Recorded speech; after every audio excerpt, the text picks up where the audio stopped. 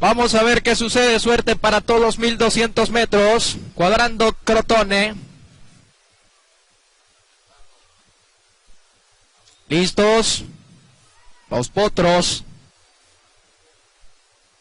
Bien, se abrieron las puertas en el 37º Clásico Victoriado, temporada 2016. Se está retrasando el ejemplar Tío Luigi, queda en el último lugar a la punta. Crotone colocando medio cuerpo y un cuarto ahora sobre el ejemplar Diego Ramón, que anda en el segundo lugar. Hacia el tercero, 3 cuerpos de la punta, moviliza Abuelo Tomás. En el cuarto Andiamo y quinto está quedando el ejemplar número 4 Tío Luigi. Del primero al último hay aproximadamente unos 7 cuerpos, 22 segundos con 4 quintos. Registra el primer parcial y el dominio es de Crotone. Crotone en la punta, viene a presionar por líneas externas el ejemplar Diego Ramón. En el tercer lugar Abuelo Tomás, luego Andiamo y continúa Tío Luigi. En el último lugar van girando así la última curva. Ya estamos en plena recta definitiva en el 37º Clásico Victoriado. Está la fuerte pelea entre Crotone por dentro y por fuera Diego Ramón. Diego Ramón se apodera de la punta. Crotone no se entrega, insiste en la pelea por dentro, y Abuelo Tomás viene atropellando desde el tercer lugar en los 150 finales. Sigue dominando la prueba Diego Ramón. Diego Ramón adelante para el segundo. Abuelo Tomás con Crotone, se les viene